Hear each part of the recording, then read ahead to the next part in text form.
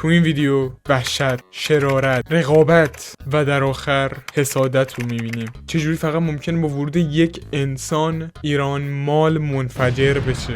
ایران مال بود؟ ایونت نیما تکیدو کجا بود؟ سلام بچه‌ها، خوبین؟ من گودویم. تیشرتم دوست دارین؟ قرمزه. لوی ویتانه. موام چطوره بچه‌ها؟ من نمیدونم مثل بعضی یوتیوبرها بیام فقط ایونت رو توضیح بدم و اینا. مثل تو با تو هم ناروتو با خودت هم. این دوربین یکم چیز نیست.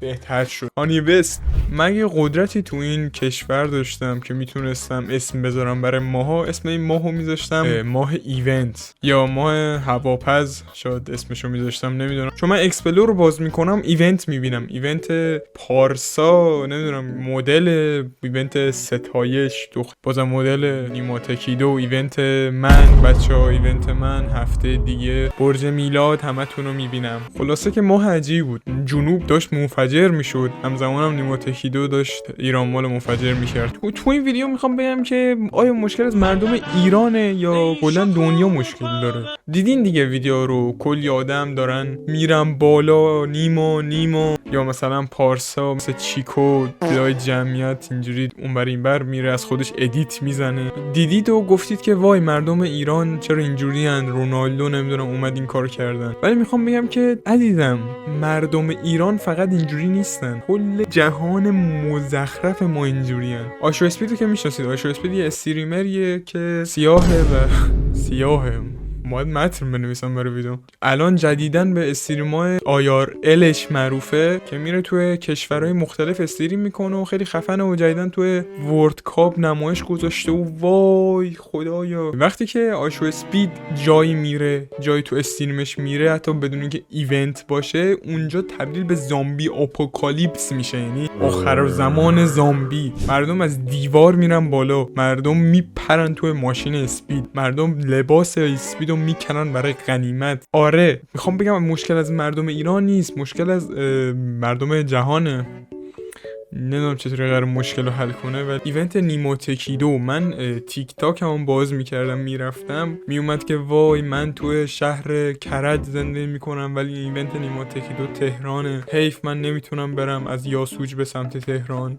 ایونتش قرار بود یه روزی برگزار بشه، اون روز برگزار دستم خورد به میکروفون، یه روز دیگه برگزار شد. نمیدونم خیلی‌ها رفته بودن اونجا، نمیدونستن که لغو شده و اینا، گریه میکردن، میگفتن نیما ما دوستت داریم. ایران اومدم آقای نیما تکیدو، من اینجا میمونم، همینجایی که گفت و 100% اعتصاب میکنم. الان ساعت 12:40، من تا ساعت 8 شب همینجا میمونم. گذشت رسید به روز ایونت دوباره اومدن. اون ایران مال من نمیدونم کجای نیما، ولی هر جا که اونجا هست داره و شروع شد وحشتناکترین اتفاقای ممکن. عجیب بود. من اونجا نبودم، ویدیوشو فقط دیدم. دوربینم رو بچه‌ها دیدین تازه خریدم. و فاکینگ پای نیما تکیدو شکست. من خوبی، امیدوارم خوب باشی نیما. من ناراحتم که پات شکست رفیق. چیکار دارم میکنم؟ بریم ویدیو ایونت نیما تکیدو رو ببینیم. هورا! شاید بگید آقا اون ویدیو ایونت دوتا دیگه هم بذار، ولی خب ایونت نیما تکیدو ویوش الان بیشتره. یعنی چی؟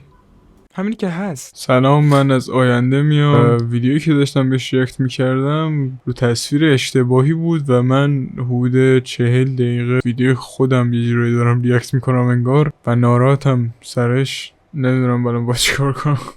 من خودم شخصا برای ایونت نیما حتی رفتم لباس خریدم، یعنی بزن در این حد بزن. دمت گرم. الان تصویر درسته ولی ریاکشن من فیکه. میخوایم به ویدیو ایونت نیما تکیدو ریاکت کنیم. هورا! خیلی هیجان دارم. نورم نداریم راستی. نور قطع، حالم ندارم درستش کنم. این جمعیت ایونت که این همه آدم، 50,000 نفر اینجان، خیلی زیادن، دمشون گرم. اینجام که جمعیت بازم ایونت خیلی زیادن. اینجا مغازهای خالیه که هیچ مشتری نرن، فقط طرفدارای نیما تکیدو اینا. اینجام نیما تکیدو توی قسمت جدید آکوامنه و توی آب. اینجا تو آب، نمیدونم یکی هولش داد افتاد تو آب، نمیدونم یعنی چی، پاشم شکست. خیلی عجیب. این عجیب ترین چیزی که تو ایونت دیدم این بود که یه شایعی پخش میشه، یه شایعی ساخته میشه که آره نیما تاکیدو تو انباریه. نمیدونم چرا باید همچین اتفاقی بیفته، ولی مردم میرن توی انبار مال. نمیدونم چرا. این نه اینجاست.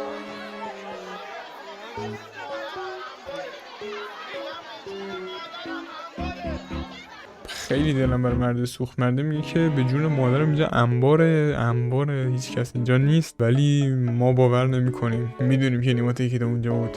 فکر کن آجی یه روز پا میشی میری سر کار به عنوان انباردار اونجا، یهو میبینی که 50,000 تا آدم میخوان برن تو جایی که ازش محافظت میکنی و تو اصلا نمیدونی چه خبره یا همچین چیزی. بعدش هم احتمالا میکشن تو، استخوناتو برای غنیمت بر میدارن. اینجا رو ما میخوایم ببینیم.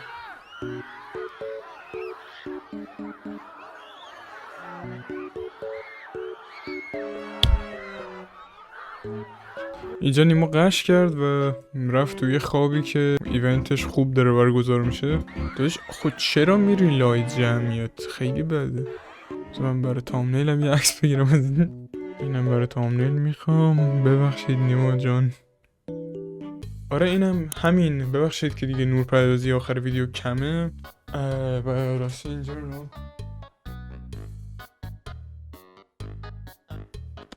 ماشو خودم زدم. امیدوارم از این ویدیو بعدتون بیاد. دیسلایک، آن سابسکرایب، کامنت هیت یادتون نره.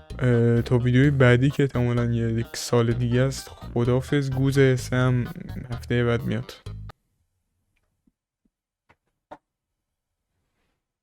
خیلی باحال ویدیو رو تمام کردم.